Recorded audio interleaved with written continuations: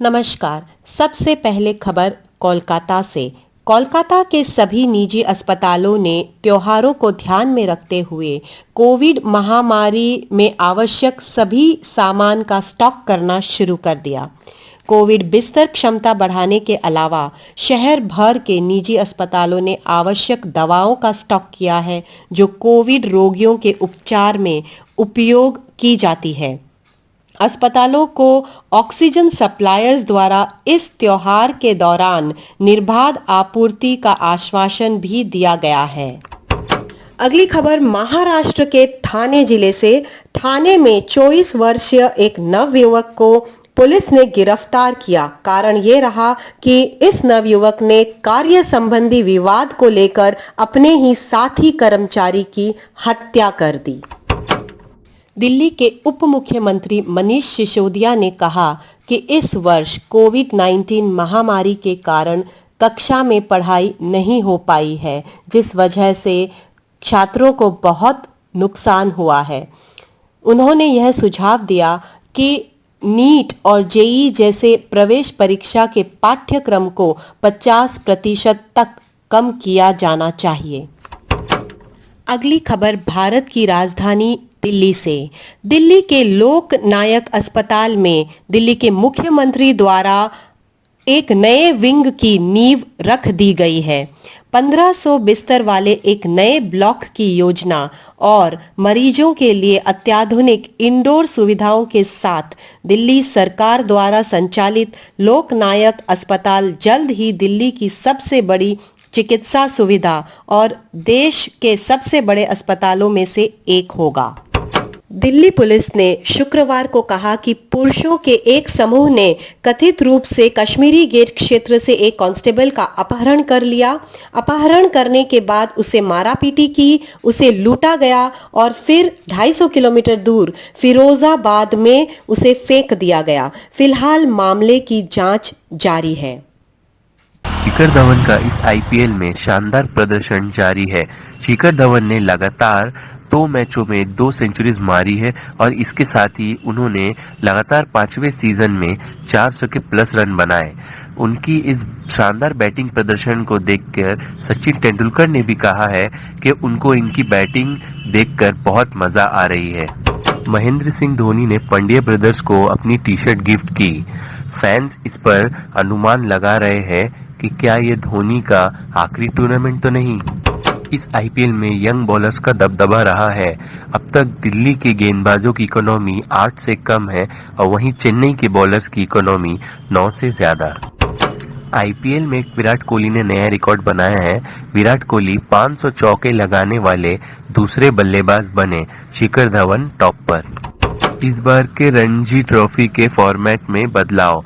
हर zone में bio bubble में होगा टूर्नामेंट। जनवरी से शुरू हो सकते हैं रणजी ट्रॉफी के सारे मैचेस। टीम इंडिया ऑस्ट्रेलिया दौरे पर क्वारंटाइन पीरियड में भी ट्रेनिंग कर सकेगी। वनडे और टी20 सीरीज सिडनी और कैनबेरा में खेली जाएगी और टीम इंडिया का ऐलान जल्द ही किया जाएगा। टीम में 32 खिलाड़ी होंगे। उन 32 खिलाड़ियों में से किसी भी प्लेयर को अपनी फैमिली को साथ लेके जाने की अनुमति नहीं होगी। कोरोना की वजह से कैंसिल टेस्ट मैचेस के पॉइंट्स बांटने पर विचार कर रहा है आईसीसी। वो इस पर ऐलान जल्द करेंगे। पूर्व चीफ सिलेक्टर के श्रीकांत का धोनी पर तंज। के श्रीकांत ने धोनी पर कहा है कि धोनी हर वक्त प्रोसेस की बात करते हैं। उनका सिलेक्शन प्रोसेस ही गलत है। उन्हें जादव और चावला में क्या नजर आता है। भारतीय क्रिकेट टीम को पहला वर्ल्ड कप जिताने वाले पूर्व कप्तान कपिल देव को हार्ट अटैक आया। मीडिया रिपोर्ट्स के मुताबिक सीने में दर्द के बाद शुक्रवार को उन्हें दिल्ली के अस्पताल में भर्ती कराया गया। हार्ट में ब्लॉकेज के कारण कपिल देव की एंजियोप्लास्टी हुई है। डॉक्टर्स के मुताबिक कपिल देव की हालत अभी स्थिर है। वे खतरे से बाहर है। हार्ट अटैक की खबर के बाद सोशल मीडिया पर सचिन तेंदुलकर और विराट कोहली समेत कई फैंस ने उनके जल्द ठीक होने की दुआ की है। किंग्स 11 पंजाब और ऑस्ट्रेलिया के बल्लेबाज ग्लेन मैक्सवेल रबाडा और बुमराह को बेस्ट नहीं मानते हैं। उन्होंने कहा है कि यॉर्कर फेंकने में बेहतर है Mohammed Shami. South Africa cricket team को साउथ अफ्रीका गवर्नमेंट ने मंजूरी दे दी है। साउथ अफ्रीका इंग्लैंड के साथ 3 वनडे और T20 सीरीज खेलेगा।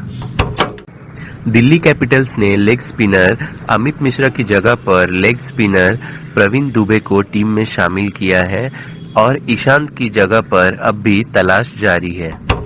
चैंपियंस लीग में लियोनेल मेसी ने रियान गिग्स के ऑल टाइम रिकॉर्ड की बराबरी की। लगातार 16वें सीजन में गोल करने वाले खिलाड़ी बने। एगुएरो ने चैंपियंस लीग में 40वां गोल किया। मैनचेस्टर सिटी ने पोर्टो को हराया। इंग्लिश प्रीमियर लीग में जिमेनेज के गोल से वोल्व्स ने लीड्स को 1-0 से हराया।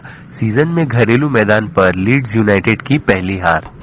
इंडियन रेसलर बजरंग पुनिया ने कहा है कि वो वर्ल्ड चैंपियनशिप से पहले पोलैंड और रूस में होने वाली चैंपियनशिप में भाग नहीं लेंगे। लाइटवेट चैंपियन खबीब ने UFC 254 से की संन्यास की घोषणा।